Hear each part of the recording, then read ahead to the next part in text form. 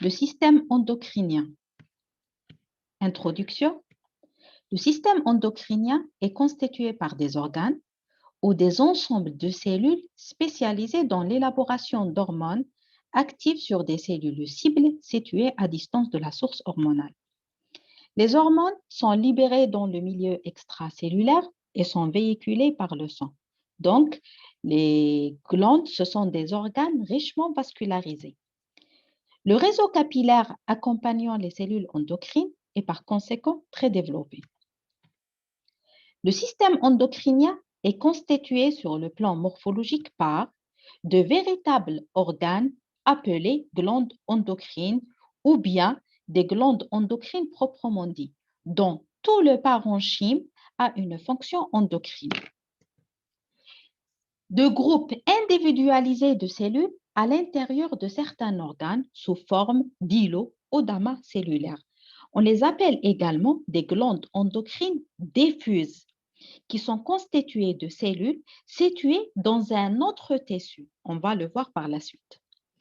Troisièmement, de cellules isolées dispersées parmi les cellules de différents parenchymes, surtout au niveau des appareils digestifs et respiratoires.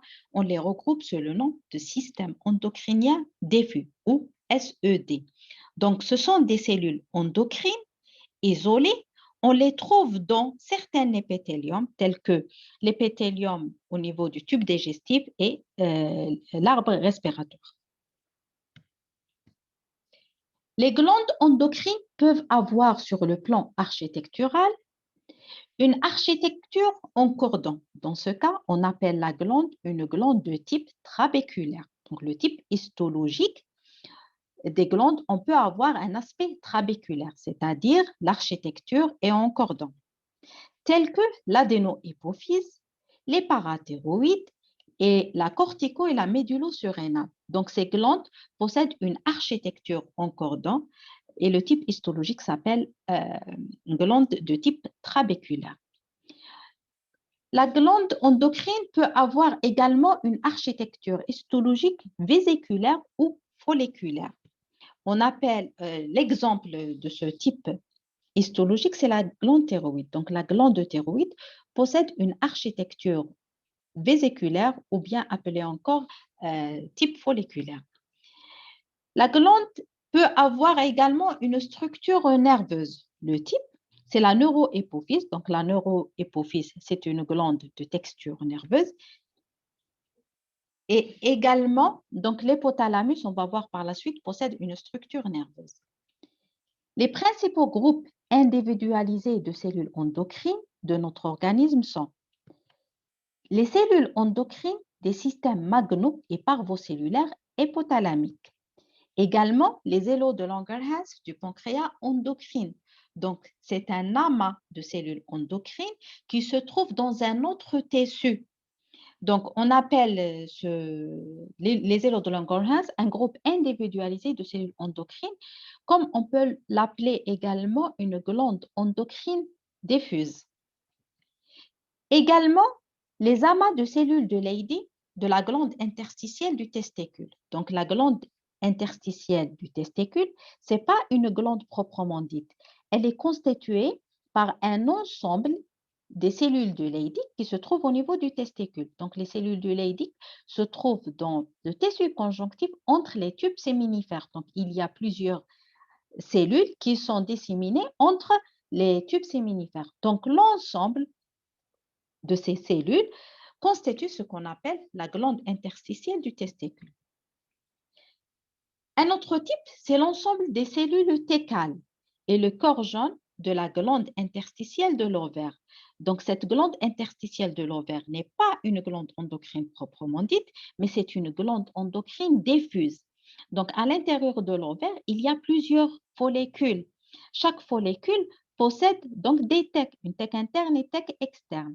Donc, l'ensemble des thèques internes possède une sécrétion endocrine. Donc, l'ensemble des thèques des follicules constitue ce qu'on appelle la glande interstitielle de l'ovaire ou la glande thécale de l'ovaire. Le système endocrinien diffus Il regroupe l'ensemble des cellules endocrines disséminées dans les muqueuses digestives et respiratoires. On a vu donc dans la structure des muqueuses du tube digestif que l'épithélium contient des cellules endocrines qu'on a appelées les cellules argentafines. Donc ces cellules, l'ensemble de ces cellules au niveau du digestif, c'est-à-dire l'épithélium du tube digestif et au niveau du respiratoire, on les regroupe sous ce système appelé le système endocrinien diffus. Anciennement appelé système APUD, donc le système endocrinien diffus, donc il est anciennement appelé le système APUD, donc il regroupe l'ensemble des cellules argentafines. L'identification de la nature des sécrétions élaborées par chaque type cellulaire endocrine est actuellement l'apanage des techniques immunohistochimiques. On va commencer par la description de l'axe hypothalamo-hypophysaire. Introduction. L'axe ou le complexe hypothalamo-hypophysaire représente le chef d'orchestre du système endocrinien. La majorité des glandes et cellules endocrines ont une régulation dépendante de ce complexe. Donc, ce complexe hypothalamo-hypophysaire, il régule presque la totalité des glandes ou des cellules endocrines qui se trouvent dans l'organisme, sauf quelques organes.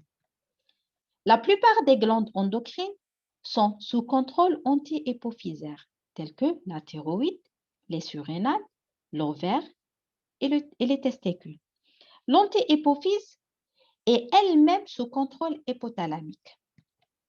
Seules les glandes parathyroïdes et le pancréas endocrine semblent être indépendantes de l'anti-hypophyse. Donc, l'hypophyse régule, ou plus précisément, c'est l'anti-hypophyse, il régule la sécrétion endocrine des glandes thyroïdes, surrénales, l'ovaire et le testicule. Sauf les parathyroïdes et le pancréas endocrine qui échappent ou qui sont indépendants au contrôle anti-hypophysaire. Et l'anti-hypophyse est également sous contrôle hypothalamique. C'est pour ça qu'on parle d'axe hypothalamo-hypophysaire. Le complexe hypothalamo-hypophysaire est situé à la base du cerveau. C'est un ensemble qui est constitué de l'hypothalamus et l'hypophyse, ou appelée encore la glande pituitaire. La glande pituitaire est une petite glande ovoïde de 1,2 à 1,4 cm de taille, appendue à la base du cerveau au niveau de la selle turcique, constituée par l'accolement de deux parties distinctes qui diffèrent par leur origine embryologique et leur structure, donc, et leur fonction. La post-hypophyse ou la neurohypophyse, qui est en continuité directe avec les noyaux hypothalamiques, et l'anti-hypophyse ou l'adénohypophyse qui constitue une glande endocrine. Donc, l'hypophyse est une petite glande qui est constituée par deux parties. Une partie appelée la neurohypophyse ou appelée encore la post-hypophyse, et une deuxième partie appelée anti-hypophyse ou adénohypophyse. Donc, la neurohypophyse et l'adénohypophyse, ce sont deux parties qui ont une origine embryologique différente, donc une structure différente et par conséquent une fonction différente. Cet axe, donc l'axe hypothalamique, est constitué par l'hypothalamus et l'hypophyse. L'hypophyse est constituée de deux parties, la neurohypophyse et l'adénohypophyse, qui diffèrent sur le plan origine embryologique, structurale et physiologique. Donc, voici la localisation de la glande hypophyse. Donc, la glande hypophyse, c'est une petite glande appendue à la base du cerveau et se localise au niveau de la selle turcique. Cette glande, donc, elle est constituée de deux parties. Une qui est représentée en jaune et une deuxième partie qui est représentée en rose. Donc, la partie jaune représente la neurohypophyse ou la post-hypophyse. Et la partie en rose, c'est l'adénohypophyse ou l'anti-hypophyse. On coupe, la neurohypophyse est constituée de trois parties. De haut en bas, on a la première partie, c'est l'éminence médiane.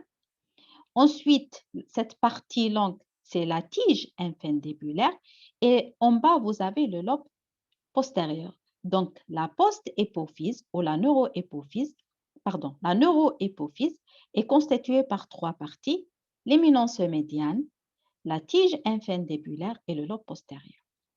Concernant l'anti-épophyse également, elle est constituée de plusieurs parties. Donc, vous avez cette partie-là en haut. Donc, c'est la tige, c'est le lobe tubéral. Cette partie, c'est le lobe antérieur de l'anti-épophyse ou l'adénoépophyse. Et là, cette partie s'appelle le lobe intermédiaire. Donc, l'adénoépophyse est constituée également de trois parties. Vous avez le lobe tubéral, le lobe antérieur et le lobe intermédiaire. Donc, voici une présentation schématique donc, de la glande de l'épophyse. Donc, vous avez cette zone en noir, c'est la neuroépophyse et en rouge, c'est l'adénoépophyse. Donc, on a dit que la neuroépophyse est constituée de haut en bas. Donc, vous avez l'éminence médiane, la tige infundibulaire et le lobe postérieur. Pour l'adénoépophyse, donc vous avez le lobe tubéral, le lobe intermédiaire et le lobe antérieur. L'ensemble de la tige infundibulaire avec l'éminence médiane constitue également ce qu'on appelle l'infundibulum. Et l'ensemble de l'infundibulum avec le lobe tubéral de l'adénoépophyse constitue ce qu'on appelle la tige épophysaire ou bien encore appelée la tige pituitaire. Donc, l'ensemble de cette structure s'appelle la tige pituitaire ou la tige épophysaire. Le développement embryologique de la glande épophysaire. Au début de la 4e semaine du développement, apparaissent deux ébauches de nature différente. Vous avez une ébauche qui est appelée le dévertécule de Rathke, qui est une évagination en doigt de gant de nature ectoblastique. Donc, elle est de type épithélial. Au niveau du plafond du stomodéum, c'est-à-dire la future bouche de notre embryon, juste en avant de la membrane pharyngienne. Donc, le dévertécule de Rathke, c'est une évagination ectoblastique en avant de la membrane pharyngienne. Le deuxième, la deuxième ébauche, c'est le processus infundibulaire, qui est également une évagination de nature neuroectoblastique au niveau du plancher du déencéphale. Donc, puisque l'épophyse est constituée d'une partie épithéliale, c'est l'adénoépophyse, donc le dévertécule de Rathke, c'est l'ébauche qui va donner l'adénoépophyse. Et le processus infundibulaire, qui est de nature neuroectoblastique nerveuse, donc il va donner la neuroépophyse. Donc, là, c'est une coupe au niveau d'un embryon. Donc, vous avez ici, donc c'est l'intestin primitif de l'embryon. Ici, vous avez la membrane pharyngienne. Donc, en avant de la membrane pharyngienne apparaissent l'ébauche de la glande épophysaire. Donc, on a deux parties distinctes. Il y a l'ébauche de l'adénoépophyse et l'ébauche de la neuroépophyse. Donc, la neuroépophyse, elle provient du neuroectoblaste en avant de la membrane pharyngienne et l'ébauche de l'adénoépophyse, donc elle est d'origine ectoblastique, donc en avant de la membrane pharyngienne qui va donner l'adénoépophyse. Donc, on a deux parties d'origine différente. Donc, voici un agrandissement de cette zone.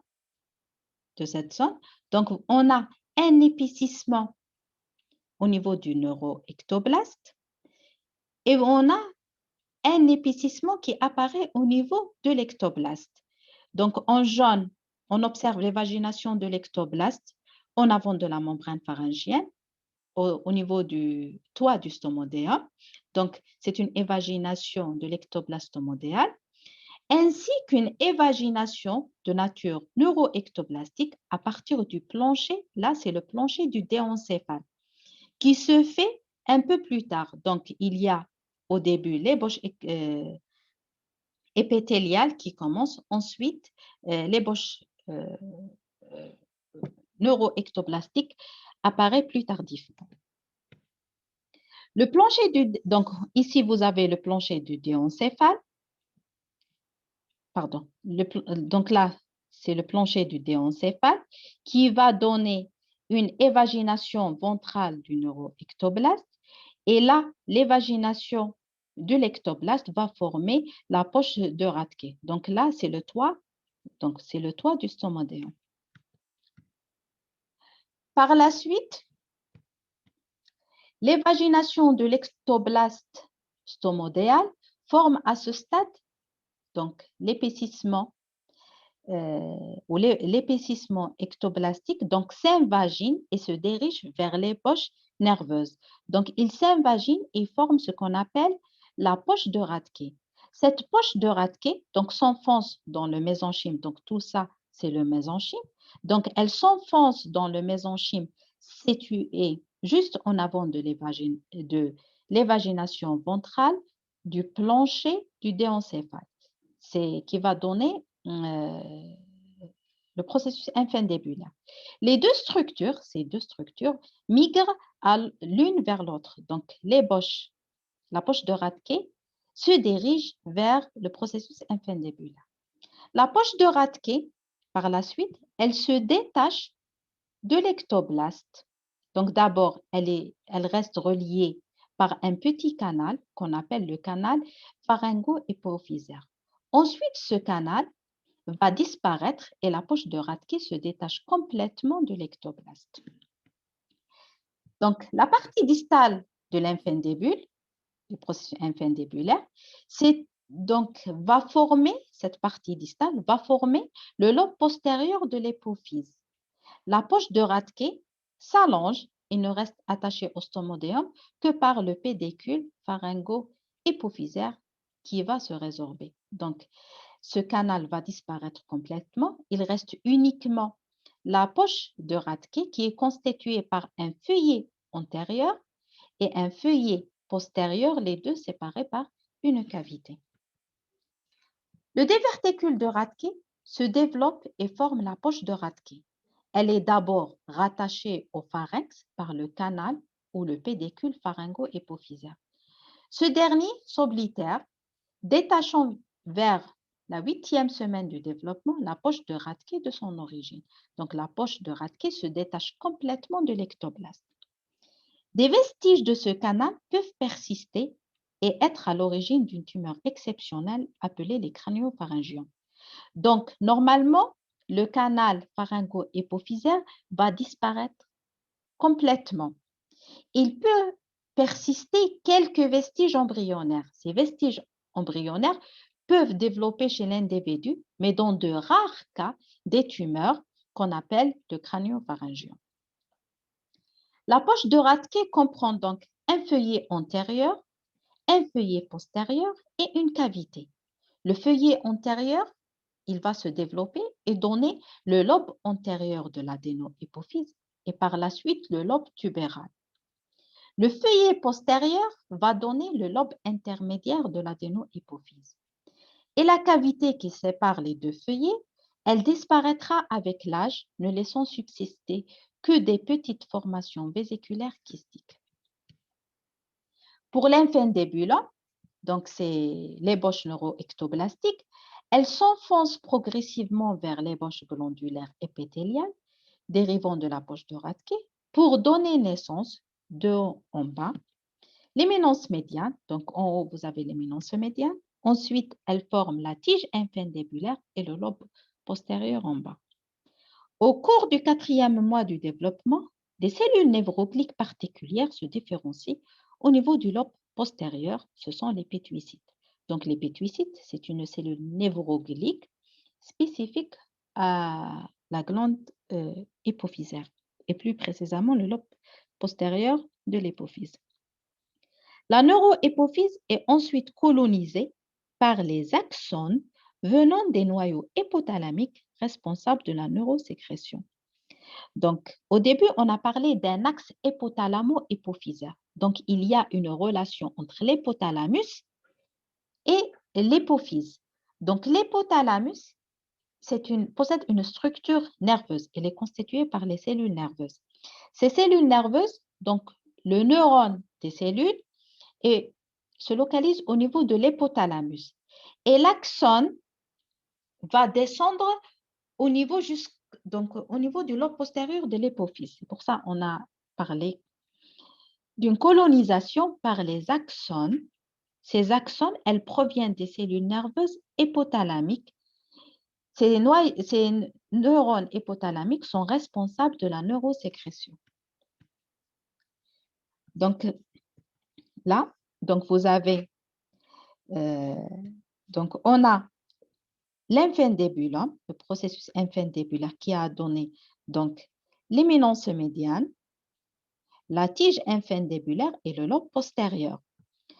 Et pour la poche de Rathke, donc avec ces deux feuillets, un feuillet postérieur, un feuillet antérieur et une cavité.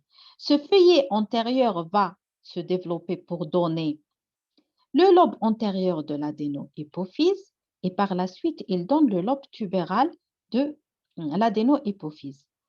Pour le feuillet postérieur, il va donner le lobe intermédiaire. Il se trouve là, normalement là. Le feuillet, donc, il va donner le lobe intermédiaire de l'adéno-hypophyse. Et cette cavité va disparaître complètement ou elle peut laisser parfois de petites formations kystiques entre le lobe intermédiaire et le lobe antérieur. Maintenant, on va voir la structure histologique de l'hypothalamus. Donc, puisqu'on parle d'un axe hypothalamo-hypophysaire.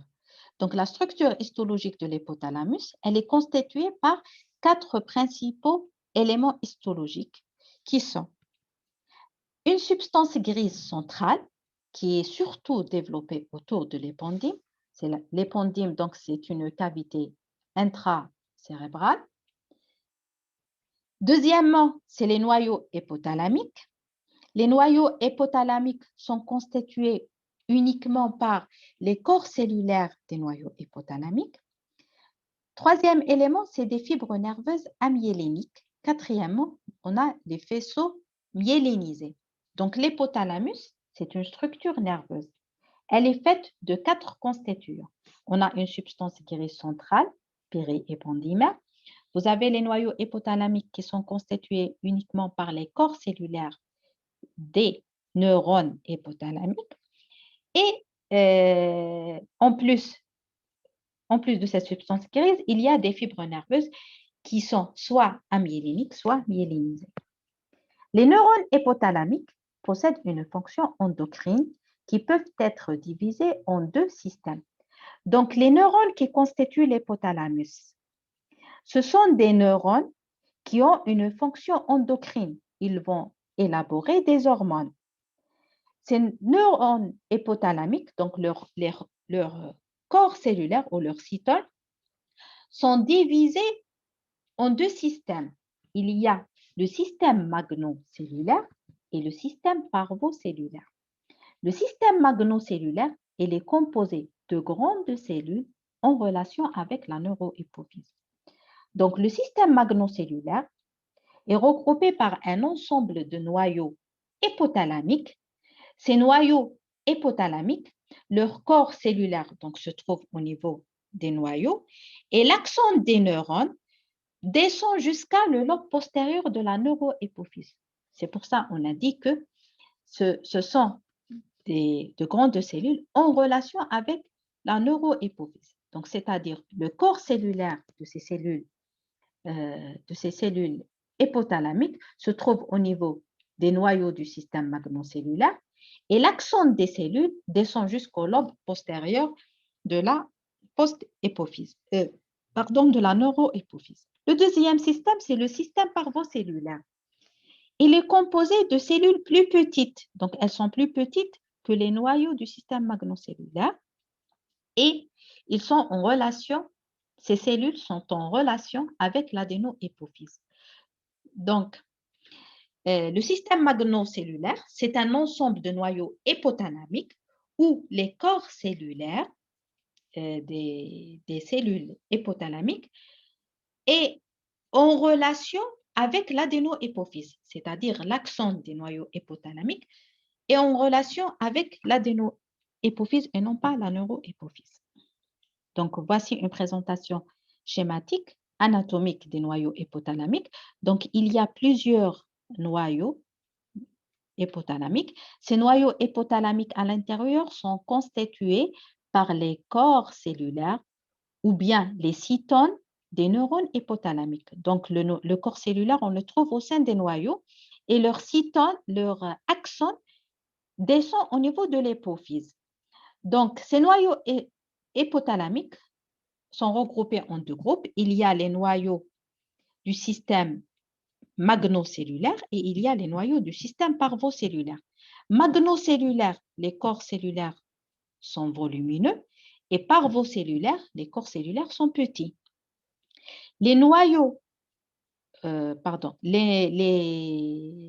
neurones du système magnocellulaire sont en relation avec la neurohypophyse et les cytones, les neurones du système parvocellulaire sont en relation avec l'adénohypophyse.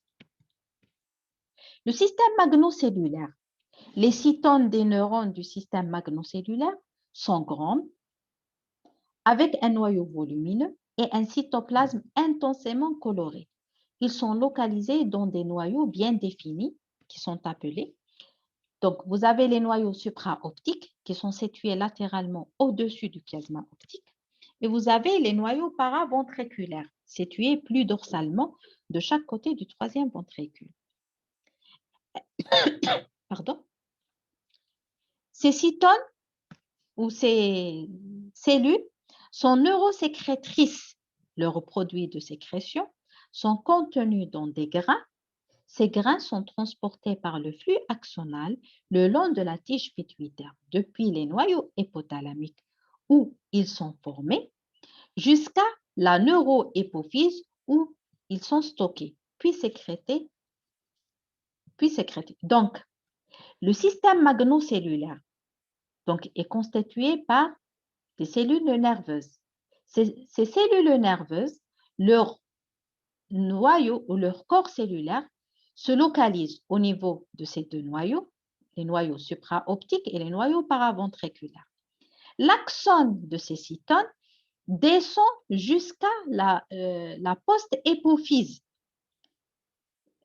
La post-hypophyse. Donc, ces neurones hypothalamiques sont appelés des cellules neurosécrétrices, c'est-à-dire elles vont produire une hormone. Ces hormones sont synthétisées au niveau du corps cellulaire. Ensuite, ce produit sécrété est cheminé ou il est transporté par des grains par le biais du flux axonal, tout le long de l'axone, depuis le noyau hypothalamique jusqu'à la neurohypophyse où il sera stocké. Ensuite, il va être sécrété. Les produits sécrétés par le système magnocellulaire sont l'ocytocine et la vasopressine ou l'hormone antidiurétique. Donc, le système magnocellulaire élabore l'ocytocine et la vasopressine. Ces deux hormones, donc, ils sont synthétisés au niveau des noyaux du système magnocellulaire. Ensuite, ils vont être acheminés vers la neurohypophyse où elles vont être stockées au niveau du lobe postérieur. Le système magnocellulaire élabore l'ocytocine et la vasopressine.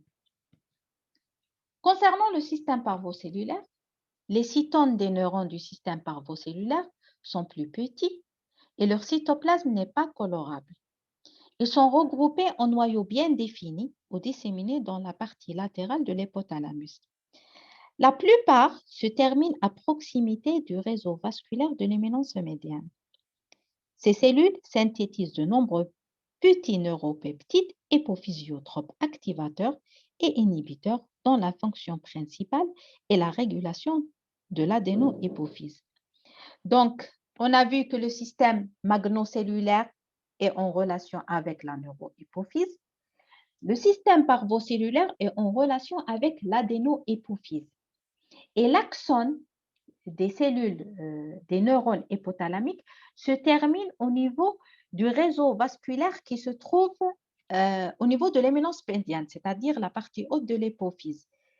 Ce système parvocellulaire, il va synthétiser, donc ces cellules synthétisent des neuropeptides appelés des hormones hypophysiotropes qui sont soit des activateurs ou des inhibiteurs qui vont agir par la suite sur l'adénohypophyse et l'adénohypophyse sécrète les hormones hypophysaires. Donc, voici une coupe histologique qui représente les noyaux hypothalamiques. Donc là, on voit que les noyaux sont gros comparés à ces noyaux. Donc là, c'est l'aspect au microscope optique des noyaux magnocellulaires de l'hypothalamus. Et là, c'est les noyaux parvocellulaires de l'hypothalamus. Donc, l'axone, donc les noyaux hypothalamiques comportent uniquement les corps cellulaires et l'axone va descendre au niveau de l'hypophyse. L'axone des noyaux du système magnocellulaire descend au niveau de la neurohypophyse et les axones des noyaux parvocellulaires descendent au niveau, ils vont vers l'adénohypophyse. La structure histologique de l'hypophyse. Donc, l'hypophyse est constituée de deux parties. Une partie qui possède une structure épithéliale, c'est l'adénohypophyse, et une partie qui possède une structure nerveuse, c'est la neurohypophyse. Donc, vous avez ici le lobe tubéral de l'adénohypophyse et vous avez là, c'est le lobe antérieur de l'adénohypophyse. Et le lobe intermédiaire, il est très réduit, il se trouve au niveau de cette partie. La neurohypophyse, donc c'est là, c'est la tige infundibulaire. L'ensemble de la tige infundibulaire avec le lobe tubéral, donc cet ensemble constitue la tige pituitaire. Ici, vous avez le lobe postérieur de la neurohypophyse. Donc, on va commencer par la description de l'adénohypophyse. L'adénohypophyse, donc, elle est constituée par le lobe antérieur, le lobe intermédiaire et le lobe tubéral. Le lobe antérieur, il est constitué de cordons cellulaires qu'on voit ici. Donc, là, vous avez une coupe histologique du lobe antérieur de l'adénohypophyse est constituée de cordons cellulaires anastomosés.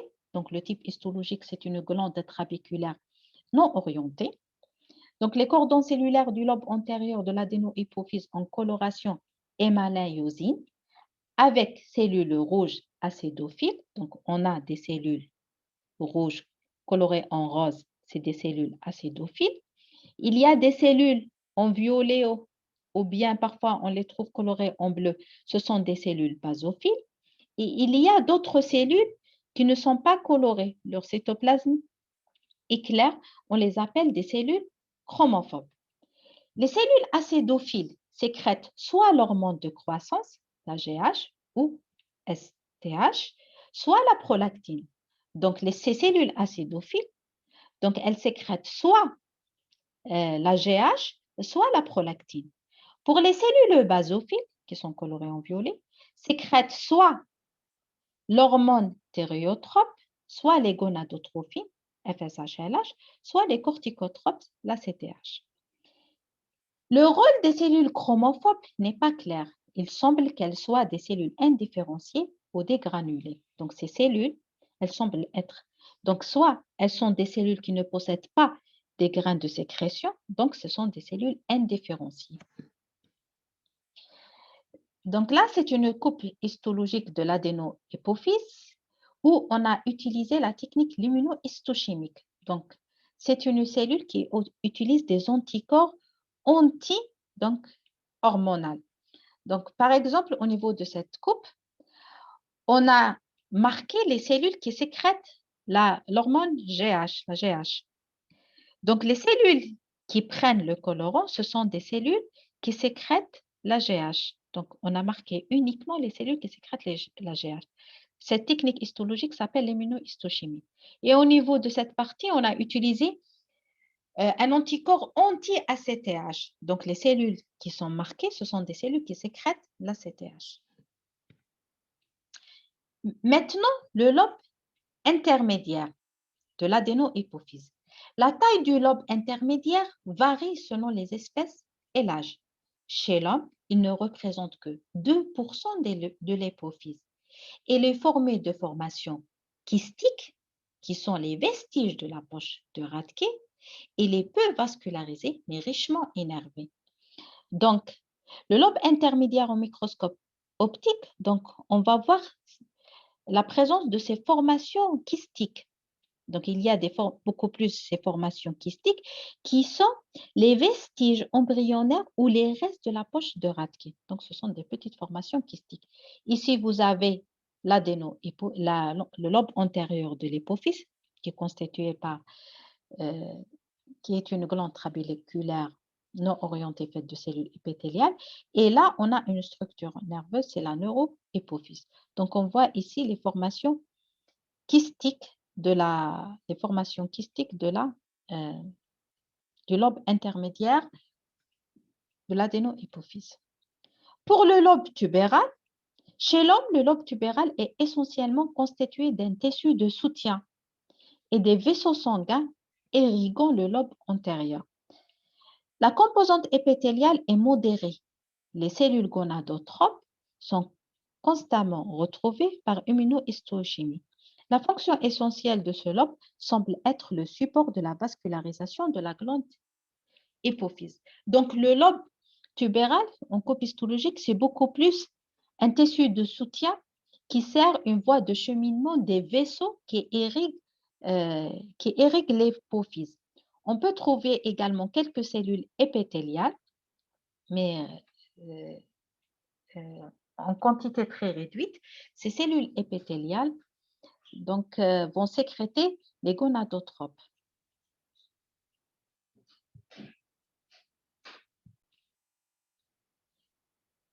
Donc, on a vu la structure de l'adéno-hypophyse avec ces trois parties, le lobe antérieur. Donc, c'est beaucoup plus le lobe antérieur qui est la glande qui sécrète les hormones hypophysaires. Donc, le lobe intermédiaire, la structure, elle est réduite. Et le lobe tubéral, donc c'est un tissu de soutien qui sert une voie de cheminement des vaisseaux de l'hypophyse. Maintenant, la neurohypophyse. Donc, la neurohypophyse, elle est constituée par l'éminence médiane, la tige infundibulaire et le lobe postérieur.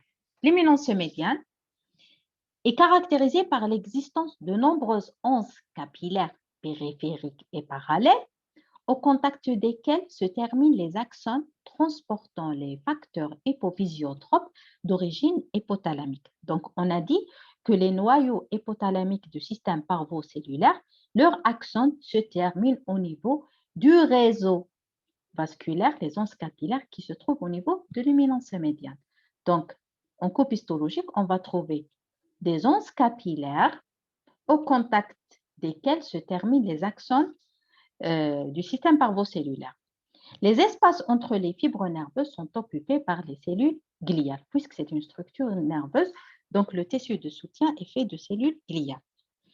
La tige infundibulaire, c'est le lieu de passage des axones à ocytocine et des axones à vasopressine aux hormones antidiurétiques d'origine hypothalamique, qui se terminent au niveau du lobe postérieur. Donc, ces axones, ce sont les axones des neurones hypothalamiques du système magnocellulaire. Donc, on a dit que les noyaux du système magnocellulaire se terminent au niveau du lobe postérieur de la neurohypophyse. Donc, la tige infundibulaire, c'est le lieu de passage de ces axones des noyaux du système magnocellulaire vers le lobe postérieur. Le lobe postérieur, donc le lobe postérieur de la neurohypophyse est composé d'un matériel fibrillaire de nature nerveuse ayant une densité variable. Ce matériel fibrillaire comporte un riche réseau capillaire puisque c'est une glande endocrine, donc il y a un riche réseau capillaire associé aux axones des cellules neurosécrétrices dont le péricaryon siège au niveau des noyaux hypothalamiques magnocellulaires. Donc, voici l'aspect histologique de la post-hypophyse. Donc, cet aspect s'appelle un aspect fibrillaire. Il contient plein de fibres. Donc, c'est une structure nerveuse fibrillaire. Donc, ces fibres représentent les axones, beaucoup plus les axones des noyaux ou des cellules neurosécrétrices des noyaux magnocellulaires de l'hypothalamus. Plusieurs taches rondes de forme et de taille variable sont dispersées dans le matériel fibrillaire. Donc, on voit que il y a un matériel fibrillaire qui comporte donc plusieurs taches. Donc, on les voit ici. Ces taches, on les appelle les corps de Hering. Ils résultent de l'accumulation des produits de sécrétion dont les terminaisons dilatées des axones hypothalamiques, la vasopressine et l'ocytocine, et sont contenus dans des grains enveloppés par une membrane. Donc, voici l'aspect au microscope électronique. Donc, ces taches rondes, qu'on appelle les corps de Hering, ce sont des formations, ce sont des dilatations axonales qui stockent le produit de sécrétion des cellules du système magnocellulaire, qui sont l'ocytocine et la vasopressine. Donc, ces dilatations ou les corps de Hering résultent de l'accumulation de l'ocytocine et l'ADH. Donc, on voit les grains de sécrétion au microscope électronique. Les terminaisons axonales sont enveloppées par des expansions cytoplasmiques des cellules gliales spécialisées qu'on appelle les pétuicytes. Elles ont un noyau plus ou moins ovale et des expansions cytoplasmiques qui entrent en contact avec les vaisseaux et enveloppent les axones. À côté des pétuicytes, la neurohypophyse comporte des astrocytes banaux et des microglies. Donc, la neurohypophyse, et plus précisément le lobe postérieur, possède une structure nerveuse fibrillaire. Ces fibres représentent les dilatations axonales des cellules neurosécrétrices hypothalamiques du système magnocellulaire qui sécrètent la vasopressine et l'ocytocine. En plus de ces structures fibrillaires, il y a des cellules névrogliques. On va trouver donc la cellule névroglique habituelle des tissus nerveux. Donc, on va voir les astrocytes banaux et les microglies. En plus de ces cellules névrogliques, il y a des cellules gliales spécialisées. On les trouve uniquement au niveau du lobe postérieur de l'hypophyse. On les appelle les pétuicytes. Donc, ces pétuicytes possèdent des expansions cytoplasmiques qui protègent les terminaisons axonales dilatées qu'on a appelées les corps de Hering. Les corps de Hering, donc c'est quoi? Ce sont des expansions, donc ce sont des terminaisons axonales dilatées qui vont stocker l'ocytocine et l'ADH. Ces terminaisons axonales sont enveloppées et protégées par des cellules gliales appelées les pétuicytes. Donc, je reprends.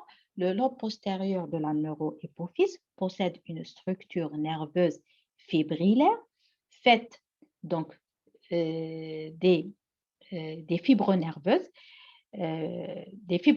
qui sont représentées par les axones des cellules ou des neurones hypothalamiques, et il y a les cellules névrogliques habituelles du tissu nerveux. En plus, il y a la cellule gliale spécifique de la neurohypophyse appelée les pétuicytes.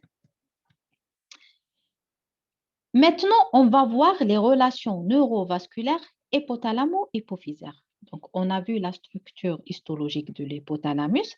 Donc, c'est une structure nerveuse qui contient une substance grise périépandymère, les noyaux hypothalamiques, les fibres nerveuses myéléniques et des fibres nerveuses amyéléniques. Donc, on a dit que les noyaux hypothalamiques comportent les corps cellulaires des neurones hypothalamiques et leur axone, l'axone de ces corps cellulaires descend au niveau de l'hypophyse. Ces axones constituent la relation nerveuse entre l'hypothalamus et l'hypophyse. Et également, il y a des relations de type vasculaire entre l'hypothalamus et l'hypophyse. Les fibres nerveuses et les vaisseaux réalisent une liaison neurovasculaire entre l'hypothalamus et l'hypophyse qui est la base de l'organisation du couple fonctionnel hypothalamus-hypophyse. Donc, ces relations nerveuses et vasculaires constituent la base du fonctionnement de cet axe. Donc, on va commencer par la description du plexus des relations vasculaires. Donc, les relations vasculaires sont représentées par le plexus porte-hypophysaire. Donc, les artères hypophysaires supérieures se divisent en deux branches. L'antérieure et postérieure qui se ramifient en un réseau capillaire très dense dans l'éminence médiane et la partie supérieure de la tige pituitaire constitue ce qu'on appelle le plexus porte primaire supérieur. Donc, le plexus porte primaire supérieur donc, est constitué par un réseau capillaire qui se localise entre l'artère hypophysaire supérieure, antérieure et postérieure. La branche antérieure émet aussi l'artère trabéculaire qui descend à la face antérieure de la tige pituitaire, s'enfonce dans l'adéno-hypophyse et s'anastomose avec une branche de l'artère hypophysaire inférieure pour former le plexus porte primaire inférieur dans la partie inférieure de la tige pituitaire. Le plexus porte primaire supérieur est drainé par les veines portales longues qui atteignent l'antéhypophyse et les capillaires qui en proviennent forment le plexus antéhypophysaire secondaire. Le plexus porte primaire inférieur est drainé par des veines portales courtes qui rejoignent le plexus secondaire antéhypophysaire. Celui-ci est drainé à son tour par les veines efférentes qui se jettent dans les sinus de la dure mère. Donc, voici sur le schéma. Donc, on a le plexus porte hypophysaire, donc il est constitué par, donc vous avez plusieurs réseaux capillaires. On a un réseau capillaire au niveau de cette partie, on regarde de l'éminence médiane et la partie supérieure de la tige pituitaire. On appelle ce réseau capillaire un plexus porte primaire supérieur.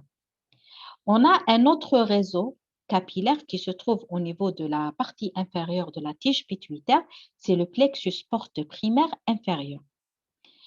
Le plexus porte primaire supérieur, c'est un réseau capillaire qui se trouve entre l'artère hypophysaire supérieure, postérieure et antérieure. Donc, l'artère hypophysaire supérieure se divise en deux branches. Une branche postérieure et une branche antérieure. La branche postérieure avec la branche antérieure, entre eux, il y a un réseau capillaire. Ce réseau capillaire s'appelle le plexus porte primaire supérieur. L'artère trabéculaire, qui est une branche de l'artère hypophysaire supérieure antérieure, donc l'artère hypophysaire supérieure antérieure, elle va donner une branche qui descend au niveau de cette partie, la partie inférieure de la tige pituitaire, pour former un réseau capillaire avec une branche qui provient de l'artère hypophysaire inférieure. Donc, l'artère trabéculaire avec une branche qui provient de l'artère hypophysaire inférieure va former un réseau capillaire qu'on appelle le plexus porte primaire inférieur. Donc, vous avez un plexus porte supérieur et un plexus porte, vous avez un plexus porte primaire supérieur et un plexus porte primaire inférieur. Les deux se drainent au niveau d'un autre réseau appelé le plexus porte secondaire par le biais des vaisseaux portes, les vaisseaux portes. Donc, les vaisseaux portes lents drainent le sang à partir du plexus porte primaire supérieur et les vaisseaux porte courts drainent le sang à partir du plexus primaire inférieur au niveau de ce plexus porte secondaire. Ensuite, le sang sera drainé par les veines efférentes au niveau de la dure mère. Donc, c'était les relations vasculaires. Donc, les relations euh, vasculaires sont représentées par le plexus artériel hypophysaire. Maintenant, les relations nerveuses. Donc, les relations nerveuses sont représentées par le tractus hypothalamo-hypophysaire. Ce tractus est un important trousseau de fibres neurosécrétoires subdivisé en deux contingents principaux de fibres. On a le tractus supra-optico-hypophysaire et le tractus tuburo-hypophysaire. Le tractus supra-optico-hypophysaire, l'origine, c'est les cytones des neurones magnocellulaires de l'hypothalamus. Le trajet, ce tractus ou ces fibres neurosécrétoires cheminent au niveau de la zone infundibulaire interne de l'éminence médiane. Et la terminaison, il se termine au niveau de la tige infundibulaire ou le lobe postérieur. Donc, le tractus supra-optico-hypophysaire, donc c'est un trousseau de fibres neurosécrétoires où l'origine, c'est les cytones des neurones du système magnocellulaire, donc ils vont sécréter l'ocytocine et l'ADH. Ces axones, donc ces fibres nerveuses, donc ils cheminent au niveau de la zone infundibulaire interne et ils se terminent au niveau de l'aube postérieur où l'acétocine et l'ADH vont être stockés. Le deuxième tractus, c'est le tractus tuburo-hypophysaire. L'origine, c'est les cytones des neurones des noyaux parvocellulaires qui vont sécréter les hormones hypophysiotropes, activateurs, inhibiteurs. Ensuite, le trajet, il chemine au niveau de la zone infundibulaire externe de l'éminence médiane et la terminaison, il se termine au niveau des capillaires du plexus porte primaire en regard de l'éminence médiane. Donc, le tractus tuburo-hypophysaire va cheminer les hormones hypophysiotropes et le tractus supra-optico-hypophysaire, donc il va cheminer les deux hormones, l'ocytocine et l'ADH.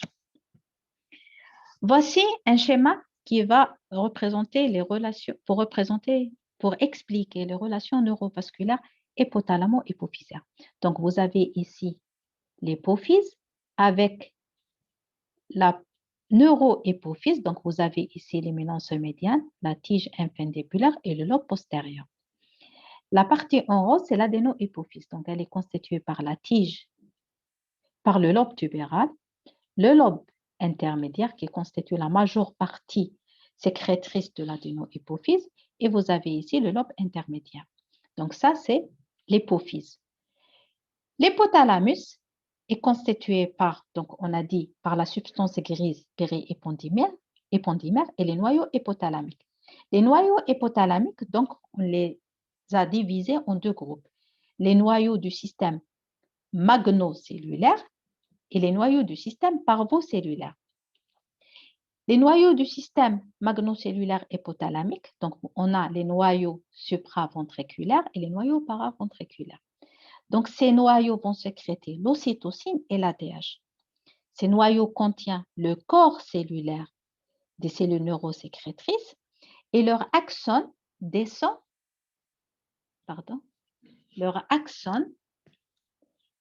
jusqu'au lobe postérieur de la neurohypophyse. Ces cellules neurosécrétrices vont élaborer l'ADH et l'ocytocine. Ces deux hormones donc, vont être stockées au niveau de cette partie, le lobe postérieur. Ces deux hormones hypophysaires, l'ADH et l'ocytocine, vont agir en périphérie. Donc, l'ADH, c'est l'hormone antidiurétique, il va agir sur le rein. Et l'ocytocine agit sur l'utérus et la glande mammaire.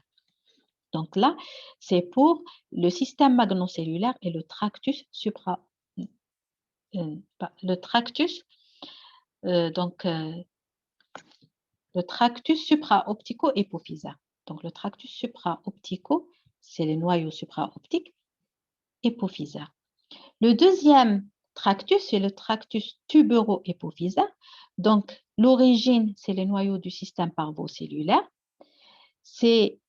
Donc, les cellules neurosécrétrices des noyaux parvocellulaires sécrètent des hormones hypophysiotropes activatrices et inhibitrices qui vont agir sur l'adénohypophyse ou le lobe antérieur de l'adénohypophyse qui sécrète les hormones hypophysaires. Le trajet, donc, c'est ces cellules neurosécrétrices, leur action se termine au niveau du plexus primaire, qui est en regard de l'éminence médiane.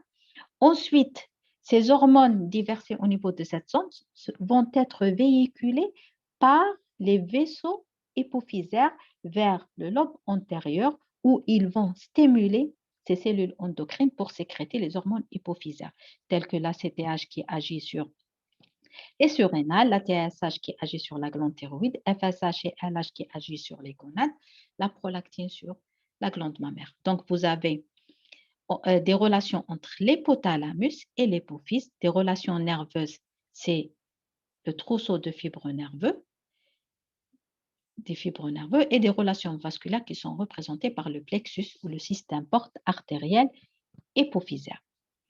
Et je vous remercie pour votre attention. Merci.